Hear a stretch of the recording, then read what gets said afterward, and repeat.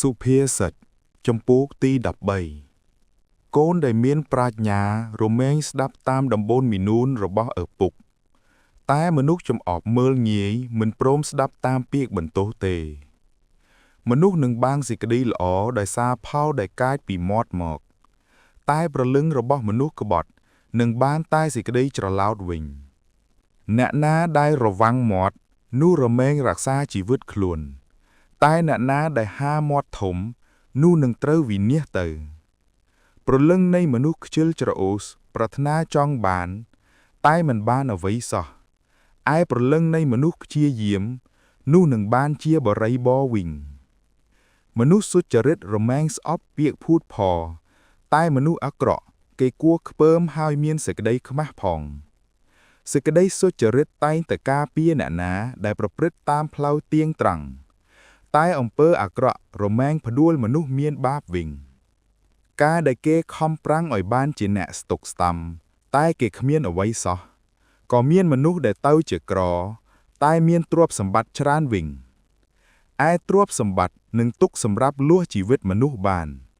តែមនុស្សក្រគេមិនដែលឮពាក្យកំហាងទេពន្លឺនៃមនុស្សសុចរិតនោះជាទីសប្បាយហើយតែចង្កៀមរបស់មនុស្សអាក្រក់នឹងរលត់ទៅផលនៃសេចក្តីឆ្មើងឆ្មៃ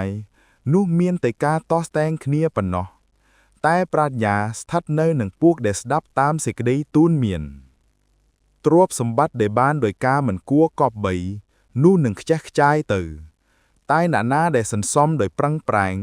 នោះនឹងបានចម្រើនកើនឡើងសេចក្តីសង្ឃឹមដែលចេះតែបន្ថយទៅនោះនាំឲ្យរអាក់ចិត្តតែកាលណាបានដូចប្រាថ្នានោះប្រៀបដូចជាដើមឈើនៃជីវិតវិញ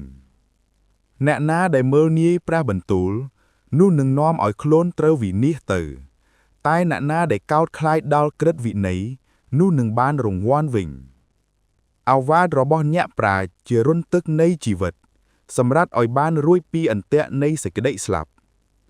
គំនិតឆ្លោះមុតនោះនាំឲ្យគេរាប់អានតែផ្លូវរបស់មនុស្សដែលរំលងច្បាប់នោះពិបាកវិញ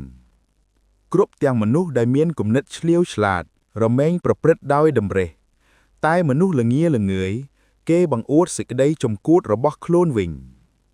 មនុស្សអាក្រក់ដែលនាំដំណឹងនោះតែងធ្លាក់ទៅក្នុងការអាក្រក់តែទូតស្មោះត្រង់នោះចម្រើនសេចក្តីសុខវិញអ្នកណាដែលមិនព្រមស្ដាប់ពាក្យព្រានប្រដៅនឹងត្រូវក្រលំបាកហើយអៀនខ្មាស់ទៅតែអ្នកណាដែលព្រមស្ដាប់តាមសេចក្តីបន្ទោសវិញនោះនឹងបានកិត្តិស័ក្តិ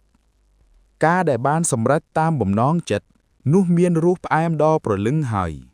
តែដែលលះចេញពីអំពើអាក្រក់នោះជាសេចក្តីស្អប់ខ្ពើមដល់មនុស្សល្ងាវិញអ្នកណាដែលដើរជាមួយមនុស្សប្រាជ្ញនោះនឹងមានប្រាជ្ញាដែរតែអ្នកណាដែលភពប្រសពនឹងមនុស្សល្ងានោះនឹងត្រូវខូចបង់វិញសេចក្តីអាក្រក់ដេញជាប់តាមមនុស្សមានបាបតែមនុស្សសុចរិតនឹងបានរង្វាន់ជាសេចក្តីល្អវិញមនុស្សល្អគេតែងតែទុកមរតកដល់កូនចៅរបស់ខ្លួនតែទ្រព្យសម្បត្តិរបស់មនុស្សមានបាប